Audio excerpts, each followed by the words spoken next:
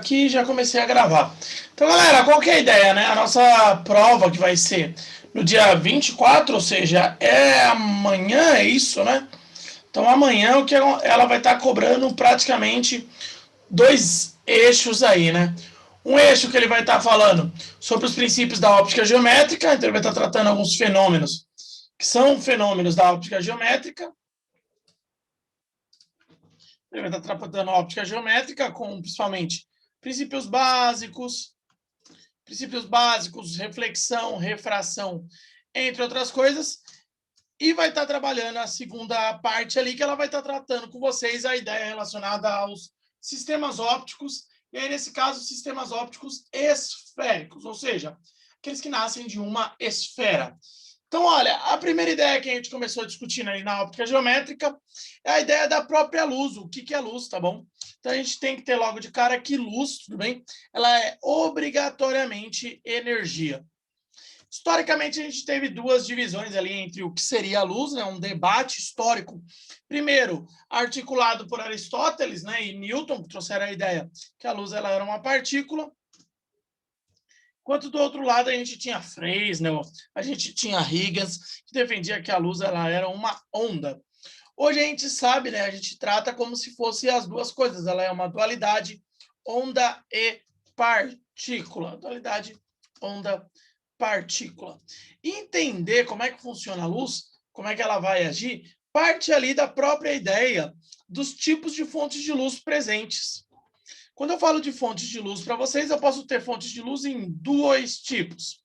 Uma fonte de luz que é uma fonte de luz primária, é aquela que produz sua própria luz.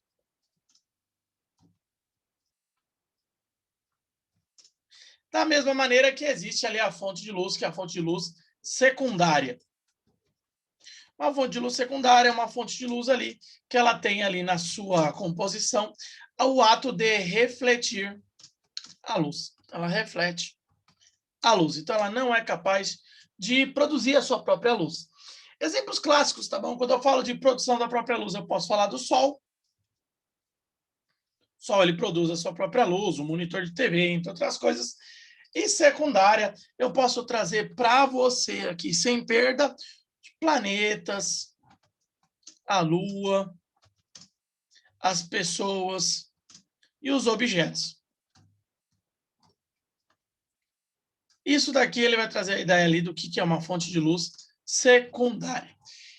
Galera, para eu poder entender isso de maneira mais clara e ainda mais objetiva ainda, eu preciso tratar uma ideia aqui, que é quando eu falo para vocês do mecanismo de visão, ou seja, como que você vai conseguir enxergar alguma coisa. Isso é chamado de mecanismo de visão, tá bom? O mecanismo de visão ele funciona da seguinte maneira. É claro que primeiro depende da luz que ela está sendo emitida. Então, digamos que eu tenho um objeto aqui que ele tem uma luz, que ele é uma luz, eu vou determinar aqui, ó, como sendo o Sol, e o Sol eu vou determinar como uma luz branca. O que significa essa luz branca? Significa que eu tenho a presença de todas as cores. Quando eu falo todas as cores, são as cores do arco-íris. Então, você tem que lembrar lá o acrônimo, tá bom? Que é o VAVAV. VAVAVI. Qual vai ser esse acrônimo, tá bom? Ele fala ali todas as cores do arco-íris, começando ali pelo vermelho. Depois ele vem para o alaranjado. Ele vem depois para o amarelo. Aí eu tenho o verde, azul, anil, e fecha com a última cor, vou colocar aqui, ó, que é o violeta. Então, a luz branca ela é feita de todas essas cores. A gente tem que determinar isso logo de cara. E aí o Sol está emitindo muita luz branca. Então, ele emite aqui a luz branca. E aqui eu vou colocar para vocês um observador, uma pessoa que ela está enxergando aqui um objeto. Eu sou uma pessoa aqui, ó, meu observador, tudo bem? Que ele está só observando esse objeto. E aí, aqui do outro lado, eu vou colocar um objeto, certo? Que, primeiramente, eu estou colocando ele com uma luz, com uma cor verde. O que significa ele ser verde? Ele significa que ele recebe todas as cores. Então, ele recebe todas as cores. Absorve todas. e recusa o verde. Como ele recusa o verde, sai daqui um raio de luz verde que vai em direção ao meu olho e por isso eu vou e afirmo, sem medo de ser feliz, que o objeto é verde. É claro que se eu mudar a cor da luz, vai mudar a natureza aí do objeto. Porque, por exemplo, imagine se eu coloco uma luz que é uma luz vermelha. A luz vermelha ela não emite o verde. Então, o objeto ele vai observar, ele vai absorver essa luz vermelha e aí você vai ver um objeto que não está transmitindo nenhuma cor. Quando ele não transmite nenhuma cor, a gente fala, sem medo de ser feliz, que esse objeto ele tem a cor que é a cor preta. Então, lembrem-se disso. O preto significa absorção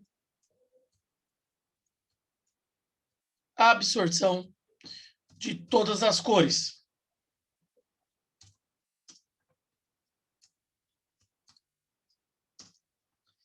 Enquanto, se ele tivesse ali refletido todas as cores, eu falaria que ele é branco. O objeto branco reflete todas as cores. As cores. Galera, nesse primeiro momento, vocês pegaram aqui a ideia desse mecanismo de visão, como é que ele funciona? Sobe o joinha aí para ter uma ideia. Galera, se tiver alguma dúvida, não tenha medo, abra aí o áudio, tudo bem? Se não quiser abrir o áudio, tem o chat ali também do lado, tá? Ele está disponível aqui. Vocês mandam para mim uma dúvida, eu retiro essa dúvida de vocês. Certinho? Galera, eu estou salvando essa tela, depois eu vou disponibilizar, inclusive, lá as telas também, tá bom? Eu também vou estar desenvolvendo, vou estar mandando para vocês tanto o vídeo quanto as telas, tá bom? Então podem ficar sossegados em relação a isso. Galera, eu posso passar a página? Sobe o joinha aí para eu saber. Sim? Tá bom. Ótimo, Beatriz, perfeito. Laura, Marcelo, Eduardo, certo? Caroline, Breno. Ótimo, ótimo. Galera, então eu estou passando a página aqui. Para quê? Para agora eu poder falar dos princípios da óptica geométrica. O primeiro princípio é chamado princípio de propagação retilínea da luz. Galera, esse é o principal princípio, tá bom? Porque ele fala para a gente que a luz ela vai se propagar em linha reta. Existe também o princípio de não interferência do raio de luz. Ele fala que mesmo que um raio de luz cruze o outro, um não vai atrapalhar o caminho do outro. Esse é o princípio de não interferência, tudo bem? Então, eu tenho esses dois princípios aí de maneira mais clara e mais importante aí para a gente poder tratar a luz. O que acontece? Onde é que esse princípio vai ser bem aplicado? Ele é muito aplicado na produção de sombra. Digamos que eu tenho o sol aqui, lindo e maravilhoso. E aí, digamos que nesse solzão lindo e maravilhoso, eu coloco aqui de um lado um prédio.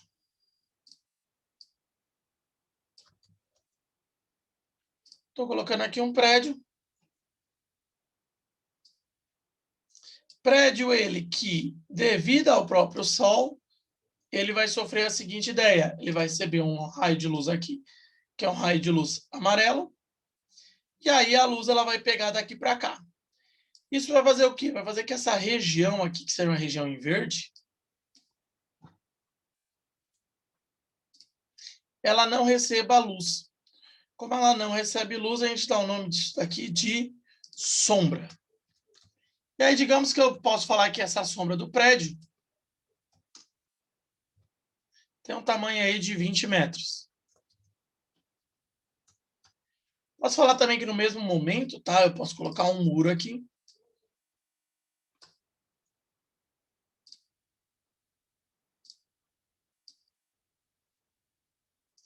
E esse muro aqui, ele tem um tamanho de 2 metros, essa altura dele. E da mesma maneira, ele vai acabar produzindo aqui uma pequena sombra. Vemos que ele produz uma sombra aqui, devido aos raios de luz, que vêm também paralelos, ou seja, no mesmo ângulo. e acaba também formando outra sombra verde aqui. Essa outra sombra verde, ela também vai ter um certo tamanho, por exemplo, pode ser um tamanho de meio metro. Esse princípio da óptica geométrica, que o raio de luz ele anda em linha reta, produz as sombras e, além de tudo, me permite descobrir aqui qual é a altura do prédio. Porque, querendo ou não, isso aqui são dois triângulos, e nesses dois triângulos eu posso aplicar a semelhança. Então, isso significa que esse valor aqui, que esse valor x, está para 2 metros, assim como 20 está para 0,5. Posso multiplicar isso, vai ficar x é igual a 2 vezes 20, dividido por 0,5. Isso vai dar 40 dividido por 0,5, que vai dar 80 metros. Então, o uso de semelhança de triângulos nesses exercícios de princípio de propagação é muito importante. A semelhança de triângulos vai me ajudar a encontrar sempre os valores que eu estou procurando, tudo bem? Isso aqui são exercícios de semelhança de triângulos. Então, se precisar, dá uma revisadinha lá em semelhança de triângulos para vocês conseguirem resolver esses tipos de exercícios. Galera, deu para pegar essa ideia aí? Só bote joinha para ter uma ideia. Você tá ok? Sim, sim. Deixa eu ver aqui. Beatriz, Calorinha Secão, muito bem, muito bem. Depois que eu desenvolvi, né, essas ideias aqui relacionadas aos princípios da óptica geométrica, eu comecei a tratar já com vocês em aula, né, as ideias dos espelhos, né? Eu comecei a falar sobre os espelhos para vocês. E aí é importante lembrar, né, qual que é a definição de um espelho, como ele é produzido. Um espelho, ele é um objeto muito liso. Objeto muito liso, com a capacidade de refletir a luz de maneira regular. Então, acontece, tudo consegue refletir a luz, mas o espelho ele tem ali uma habilidade melhor porque ele é muito, mas muito liso. Então, como o espelho ele é muito, muito liso, principalmente esse espelho que eu estou falando para vocês, que é o espelho plano, ele consegue refletir a luz de maneira organizada. Isso permite ali a produção de uma imagem. Então, eu vou ter geralmente um espelhinho. O espelhinho ele vai ter sempre essa simbologia aqui, ó. Eu vou ter o espelho. Vou colocar ele de azul aqui. Deixa eu trocar essa cor. Então, eu vou ter o espelho. E aí, esse espelho ele é capaz de refletir a luz.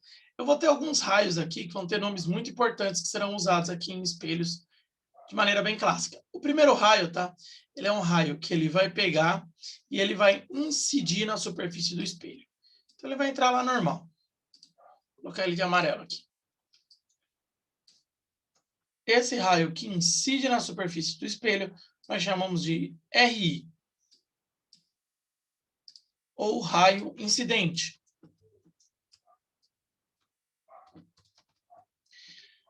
No local em que ele surge ali, ou seja, o local em que ele toca esse RI, forma-se uma superfície que é uma superfície que forma 90 graus com o espelho. Lembra que o espelho tem essa simbologia aqui.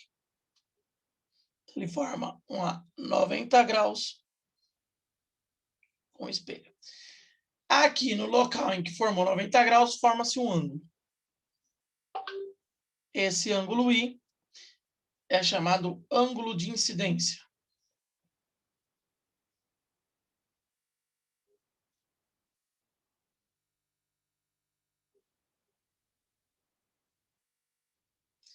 Desse ângulo de incidência, eu tenho do outro lado saindo um outro raio, raio verde, refletido para o outro lado, portanto, isso aqui é o raio de reflexão. E também forma um outro ângulo aqui, esse ângulo que eu vou colocar em azul, que é o ângulo de reflexão R. E aí, esse R lindo e bonito aqui, chamado de ângulo de reflexão. Existe apenas uma lei de grande respeito aqui na ótica em relação aos espelhos. O ângulo de reflexão, I, tem que ser obrigatoriamente igual ao ângulo de reflexão. Então, o ângulo de incidência tem que ser igual ao ângulo de reflexão. Essa lei ela é importantíssima. Por isso eu estou marcando ela aqui. E tem que ser igual a R. Galera, conseguiram pegar por enquanto essa ideia do espelho aqui? Sobe o joinha aí para ter uma ideia, gente. Se tiver alguma dúvida, manda ali para mim, fala no chat, fala, Gerão, não entendi. Ótimo. Agora, tá? Depois que eu falo aí desse ângulo de reflexão, eu preciso pegar algumas características do espelho. Primeira delas, o espelho ele é enantiomorfo. O que significa? Significa que ele vai trocar direita e esquerda. Isso ocorre principalmente porque eu tenho que manter a mesma direção, a mesma distância do objeto ao espelho que a distância da imagem ao espelho. A mesma distância do objeto ao espelho tem que ser igual à distância da imagem ao espelho, obrigatoriamente. Essas coisas têm que ser verdadeiras, tudo bem? Manter a mesma distância do espelho, do objeto ao espelho, a distância da imagem ao espelho. Então, essas coisas têm que ser iguais. Isso vai fazer o quê? Isso vai fazer que quando eu tenha um espelho, né, coisa que eu vou desenhar aqui na frente, eu tenho um espelhinho aqui de azul, faço aqui a simbologia de espelho, coloco aqui os 3 riscos, né, que indicam que esse lado não reflete, ou seja, as costas do espelho. Ao colocar na frente dele, digamos, a letra, que é a letra F, a mesma distância que F está ao espelho tem que ser igual à distância que o espelho está até a imagem de F. Isso faz com que a letra F ela seja invertida. Então, isso aqui é P'. Então, eu preciso manter que P seja igual a P' sempre. Nesse espelho, isso sempre é verdade. Essas coisas sempre vão ocorrer. E fechando a última ideia de espelho, eu tenho ali o tal do campo visual.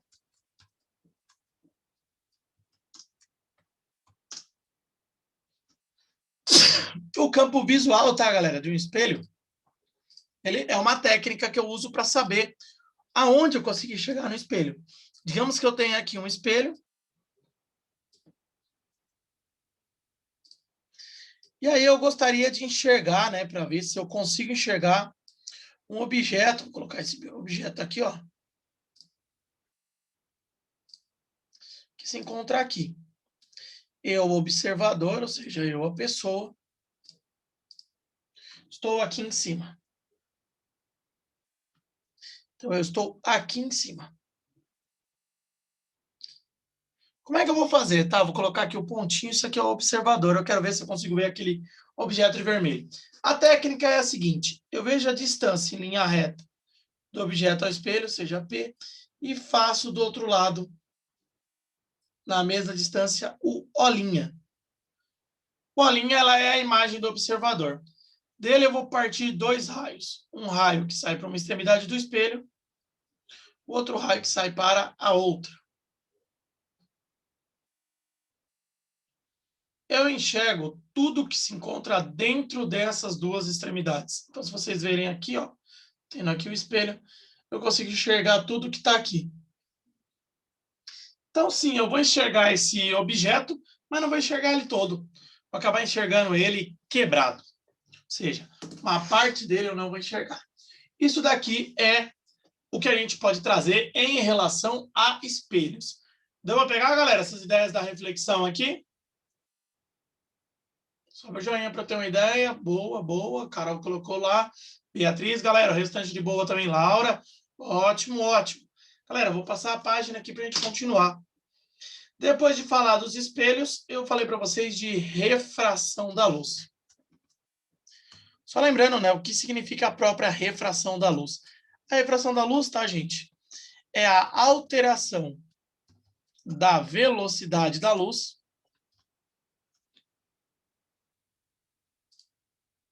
Então, alteração da velocidade da luz devido à alteração de meio. Então, acontece, a velocidade da luz, quando ela troca de meio, ela tende a mudar. Então, ela vai ficar, ela vai tender a ficar menor. A velocidade da luz no ar é sempre a mesma. A velocidade da luz, tanto no ar quanto no vácuo, ele é sempre igual. Ela sempre vale 3 vezes 10 à oitava metros por segundo. Também chamada de C. Para eu saber o tanto que muda a velocidade da luz, eu trago uma coisa chamada de índice de refração. O índice de refração ele diz isso. Se a velocidade da luz muda muito, ele muda pouco. Ele é dado pela letra que é a letra N, certo? E o que acontece? O valor de N ele pode ser calculado. Como ele é calculado, o índice de refração? Esse N aqui, ele vai ser a velocidade da luz no ar dividido pela velocidade da luz no meio. A ideia é, quanto mais refringente,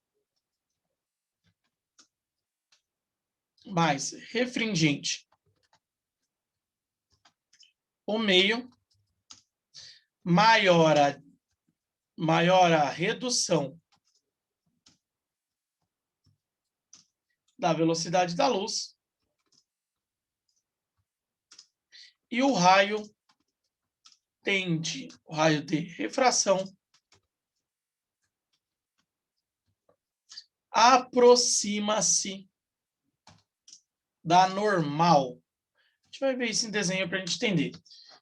Claro que a variação também vai mudar ali. O que é se aproximar-se da normal?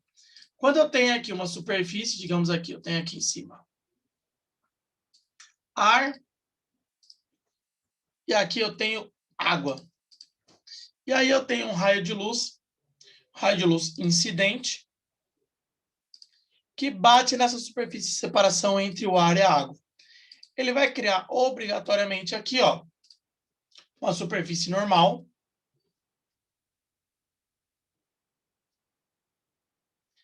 Aqui é o RI. Obrigatoriamente eu tenho um raio refletido.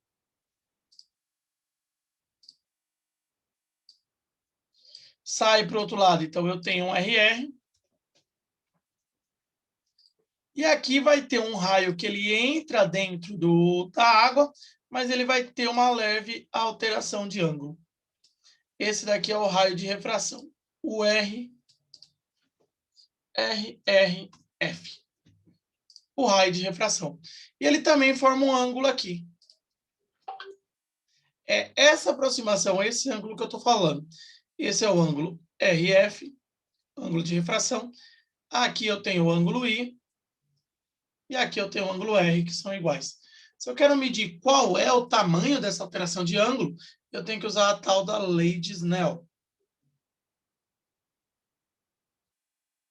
A lei de Snell, ela determina para você, obrigatoriamente, que N1 vezes o seno de θ1 é igual a N2 vezes o seno de θ2, ou seja, o ângulo 2. Então, você vai ter que ter conhecimento de senos e cossenos para fazer essa análise. Não tem como. Galera, expliquei o que é a refração. Agora eu preciso trazer alguns fenômenos que estão ligados à refração. Para isso, eu preciso passar a página. Eu posso, gente? Sim, sim. Ótimo, ótimo. Então, vou trazer esses fenômenos que estão ligados à refração. Primeiro fenômeno é chamado de reflexão total. Ele vai ocorrer geralmente nas chamadas fibras ópticas. E ele tem uma condição obrigatória, né? Para conseguir ocorrer. Primeiro, eu tenho que sair do N maior, ou seja, do índice de refração maior, para o N menor. Nesse caso, para ficar mais bem traduzido, eu posso trazer para vocês que eu tenho que trabalhar da água para o ar. Então, o raio de luz tem que sair da água e para o ar. A segunda condição é que ele venha no ângulo limite. O ângulo limite ele vai ser calculado da seguinte maneira. O seno desse ângulo, ou seja, o seno de L, é igual ao N menor dividido pelo N maior. Chegou nesse ângulo, qualquer ângulo acima dele me permite que reflexão total ocorra. Outro fenômeno importante é o chamado diópto plano. O diópto plano é quando eu tenho aqui uma superfície de separação, ou seja, área e água. Digamos que eu tenho uma pessoa que ela está pescando aqui em cima.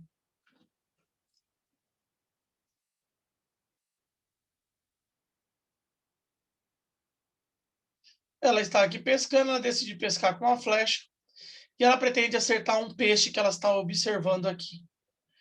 Se ela mirar exatamente nesse peixe, ela não vai conseguir acertar. Por que ela não vai conseguir acertar? Porque o que ela está enxergando aqui é uma imagem desse peixe. É uma imagem desse peixe. Porque o peixe, que é o peixe real, tá vendo isso aqui? Se ela mirar aqui, ela não consegue. Na verdade, ela tem que mirar um pouquinho mais abaixo, porque o peixe real está abaixo dele aqui. Então, esse daqui é o peixe real. Isso ocorre justamente devido a essa alteração de ângulo. É a alteração de ângulo que faz isso.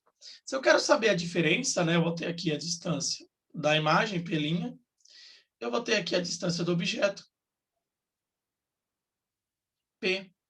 Para eu saber, conseguir calcular essas coisas, eu vou ter que usar a ideia do N provém, o N provém é da onde vem a água, e aqui o N passa, que é da onde passa a luz. Se eu quero calcular isso, eu posso falar que P sobre P' é igual a N passa sobre N provém.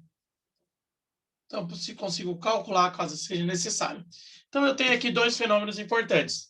Um diópto plano. Dois, as fibras ópticas e a reflexão, chamada de reflexão total. Aqui finaliza o que a gente tratou na apostila 1. Então, o que tem na apostila 1 de temas que cairão na minha prova tá aí. Galera, tem alguma dúvida específica em relação a esses temas da apostila 1? Sim, não, talvez. Se tiver, manda aí para mim. Se não tiver, sobe um joinha para ter uma ideia só. Ótimo, ótimo. É bom estudar, revisar, tentar fazer a lista de exercícios que eu enviei para vocês. Tudo bem? Aplica lá e aí para ficar show para a prova de amanhã, tá bom? Agora, eu começo os temas que são da apostila 2. Na apostila 2, eu tratei com vocês, né? Isso está mais próximo. Os sistemas ópticos esféricos. E aí, o primeiro sistema óptico esfera, ou seja, esférico que eu retiro daqui, é quando eu tenho uma esfera que ela é espelhada. E aí, essa esfera espelhada, eu retiro dela aqui uma calota esférica.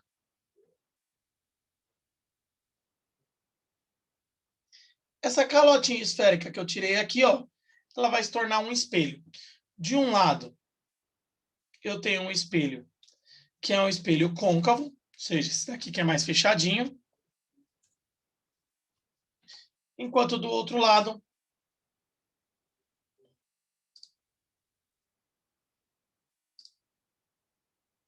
eu tenho um espelho que é um espelho esférico. E aí chamado de convexo. Esses espelhos, eles têm elementos. Eles vão ter elementos de grande importância. Cortando aqui no meio, eu vou ter desse lado aqui, do meu espelho, bem na metade dele, o chamado centro, dado pela letra C. Na metade do caminho entre o centro e o espelho, eu tenho o foco. E aqui onde o espelho está, eu dou o nome de vértice. Então, é centro, foco e vértice obrigatoriamente. Depois que eu determino o centro, o foco e o vértice, é importante eu determinar a simbologia que eu vou usar para os espelhos. Sempre que o espelho tiver esse formato aqui, ó, com 3 esquinhos atrás, esses 3 esquinhos indicam a superfície não refletora. Eu vou dar o nome disso aqui de espelho côncavo. Já o espelho que ele está invertido, seja esse espelho aqui, ó,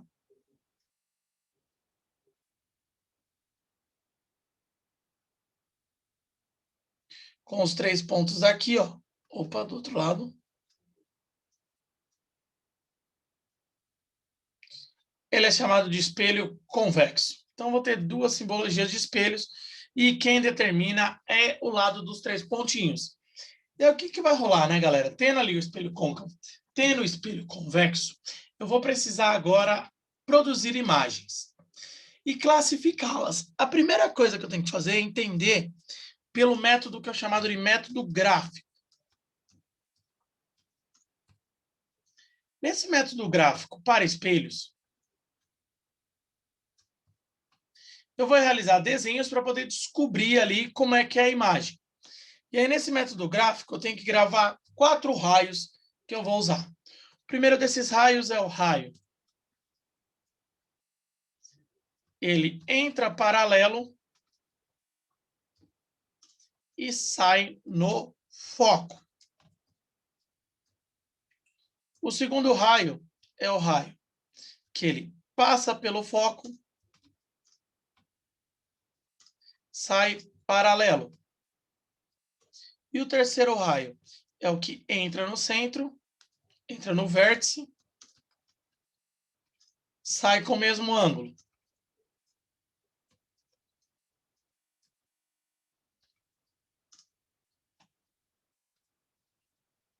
Quarto raio é o que entra no centro,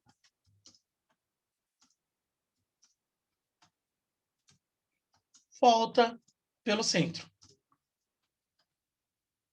Entra no centro, volta pelo centro.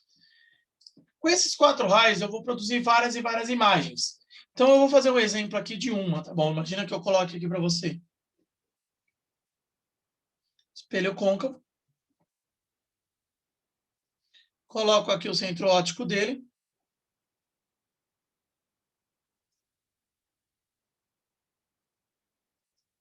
Com foco. Foco e centro. Então, foco e centro aqui. E aí eu coloco nele aqui coloque aqui um objeto, depois do centro. Eu vou ter que escolher 2 raios para poder usar. Pode escolher qualquer um desses 2. Eu gosto de usar os seguintes. O primeiro, que entra paralelo.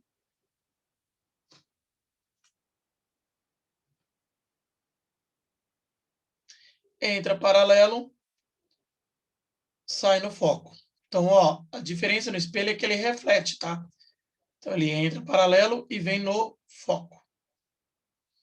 O outro raio que eu gosto de pegar, esse raio que passa pelo foco, sai paralelo.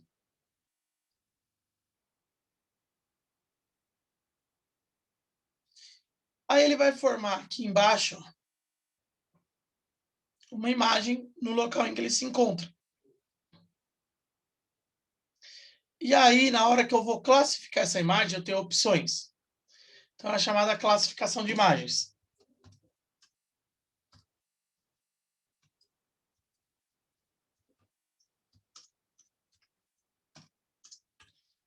Ela pode ser maior, menor ou igual.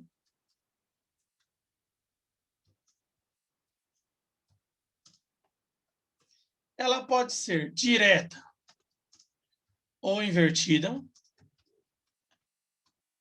Ela pode ser real ou virtual. Essa imagem que a gente está fazendo aqui embaixo, ó, dá para ver logo de cara que ela é menor. que ela é menor do que o objeto, que é o de preto. Dá para perceber também que ela é invertida, que ela está de ponta cabeça, ela está para baixo. E ela é real porque eu não precisei tracejar raios. Existem situações em que eu preciso tracejar os raios. Quando eu tracejo os raios, eu gero uma imagem virtual. Esse espelho, ele só faz imagem virtual quando o objeto está colado ali no espelho, ou seja, ele está coladinho no foco. Quando isso ocorre, ele produz imagem virtual. Em outras situações, ele não vai.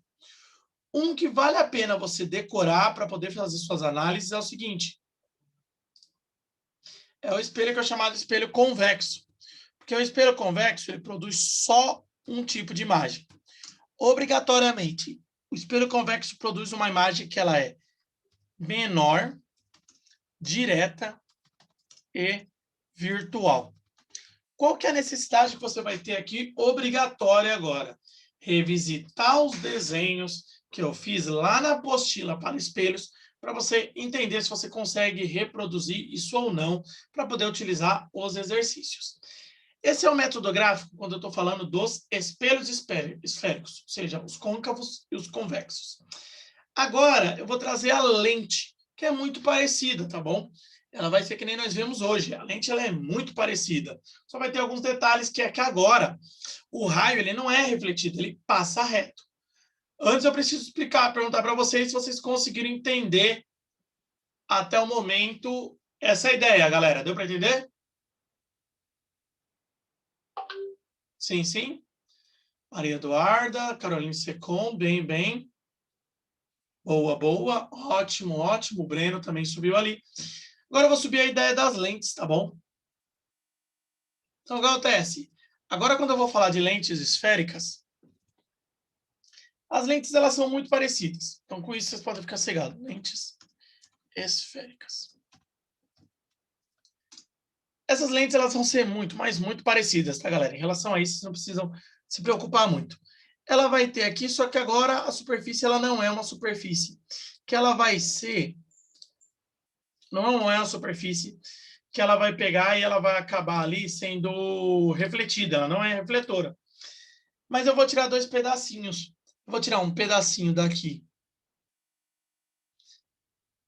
Uma calota da borda da esfera. Essa calota da borda, tá bom? Ela vai criar aqui uma lente de borda fina, que nós damos o nome de lente convergente. Caso eu tire do meio, vai surgir um outro tipo de lente aqui.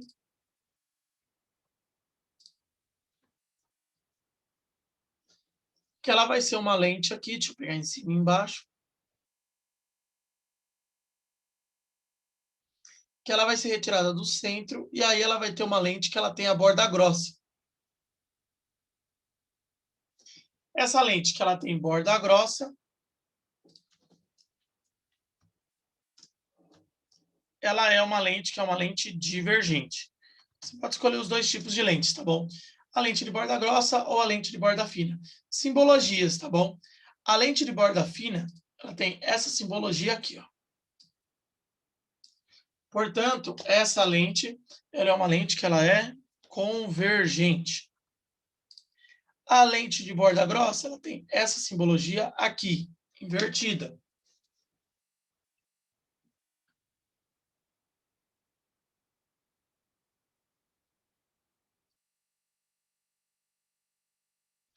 Portanto, ela é uma lente que ela é uma lente divergente. Dois tipos de lentes possíveis. A lente que ela é convergente e a lente que ela é divergente. O que acontece? O método gráfico aqui vai trabalhar da mesma maneira. Então, no método gráfico, eu vou ter aqui um raio. Esse raio é o raio que passa pelo foco, sai paralelo, continua igual. Depois eu tenho o raio que entra paralelo, sai pelo foco. O terceiro raio ele muda. Ele entra no vértice,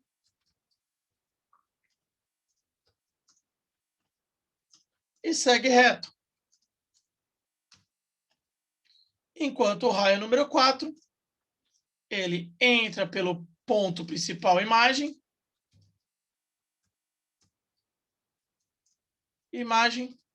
sai no anteprincipal objeto.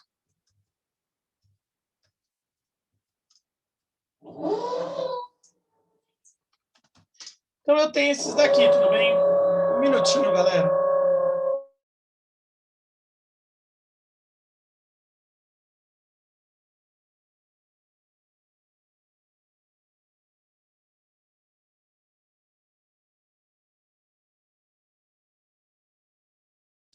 Galera, então o que acontece? Esse método gráfico, certo? Eu fiz ambos aqui. Então, passa pelo foco, sai paralelo.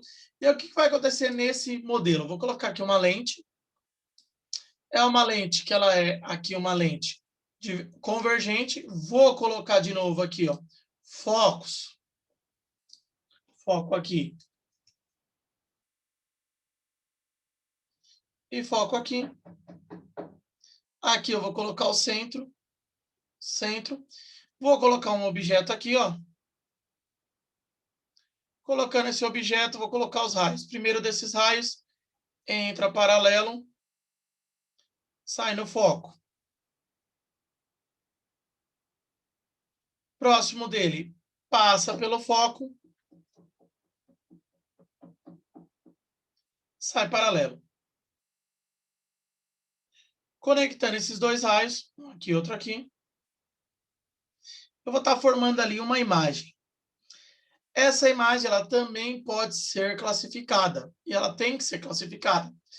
De novo, você precisa classificar usando aquelas naturezas. Nesse caso, dá para ver de novo que ela é menor, ela é invertida e ela é real.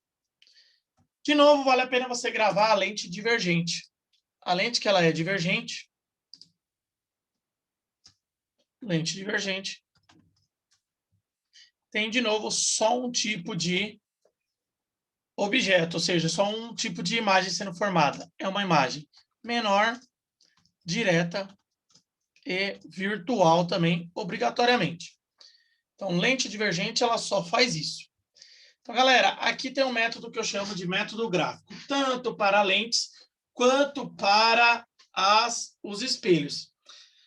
O método gráfico ele é bom, ele é ótimo, só que você tem que saber realizar os desenhos. Então, é bom você treinar fazendo os desenhos em casa, para aí conseguir realizá-los. Esse método gráfico, galera, tanto para lente quanto espelho, deu para pegar? Sim, sim. Próximo método é o método por contas, é o método analítico. Esse método, chamado de método analítico, ele vai usar cálculos para poder realizar as mesmas ideias. Estou colocando uma lente. Essa lente eu coloco de novo o centro dela. Centro óptico. Aqui novamente o foco. Deixa eu colocar aqui. Foco.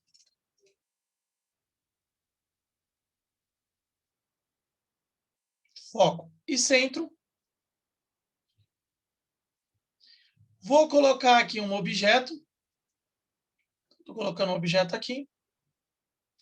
Esse objeto ele tem uma distância até o espelho. Essa distância até o espelho, eu vou chamar ela de P.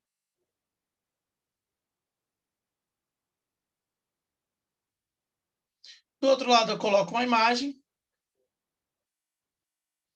A imagem também tem uma certa distância até a lente ou espelho, tanto faz. Vou chamar ela de P'. Vai ser válido tanto para lente quanto para espelho isso, tá, gente? E aqui a distância do objeto até o foco, eu vou dar pela letra F. Então, vou marcar aqui quais são os nomes, tá bom? Esse P, deixa eu colocar aqui.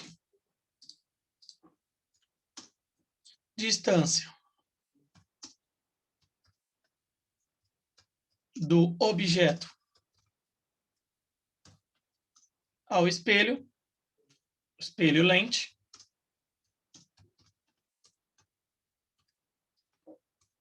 P'.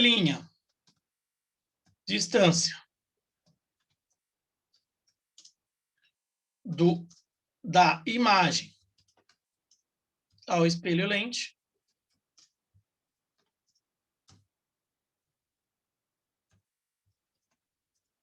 e F, distância ao foco. As equações serão usadas, serão duas. Primeiro delas, a equação conhecida como equação de Gauss, ou que eu chamo de fimose, 1 sobre F é igual a 1 sobre P, mais 1 sobre P', e o aumento é igual ao tamanho da imagem sobre o objeto, I sobre O, ou também menos P' sobre P. São duas equações que vão usar lá. Legal você dar uma olhada nas resoluções dos exercícios de espelho para vocês pegarem. E para poder finalizar, eu tenho o chamado padrão de Gauss, que é o padrão que a gente utiliza para classificar. São valores ali que vão ser adotados, essas distâncias positivas e negativas. E negativo, com o objetivo de simplesmente classificar a imagem. Primeiro, para o foco.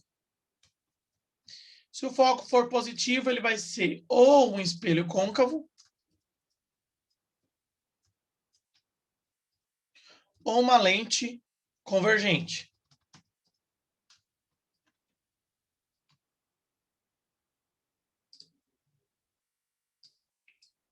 Se for negativo, ou vai ser um espelho convexo ou uma lente divergente. Para P, P positivo significa objeto real. P negativo, objeto virtual. Muito raro de se aparecer. Para P' positiva, significa obrigatoriamente objeto real. Objeto não, imagem real. P' negativa, imagem virtual. E o último aqui é para o aumento. Se o aumento deu positiva, significa que a imagem ela é direta. Se o aumento ele deu negativo, significa que ela é invertida. Isso tanto no espelho quanto na lente, sem medo de ser feliz. E o valor de A, ele indica segundo o seu resultado. Se for igual a 1, ele é igual. Se ele for maior do que 1, ou seja, positivo, maior do que 1, positivo, significa que ele é maior. E se o A for menor do que 1, significa que é menor. Isso em relação à imagem. Esse aqui é o padrão de Gauss, que aí você adota, depois que você realizou os cálculos, para verificar se é verdade ou não o que vocês querem enxergar. Galera, isso aqui fecha como os temas de minha prova. Galera, é necessário sim um determinado estudo, tá? Então você tem sim que estudar, tem sim que revisar, tem que trazer essas ideias todas de novo, dar uma olhada ali na apostila para conseguir adaptar e utilizar isso. Galera, eu estou finalizando por enquanto a gravação e agora eu vou perguntar se vocês têm aí algum tipo de dúvida.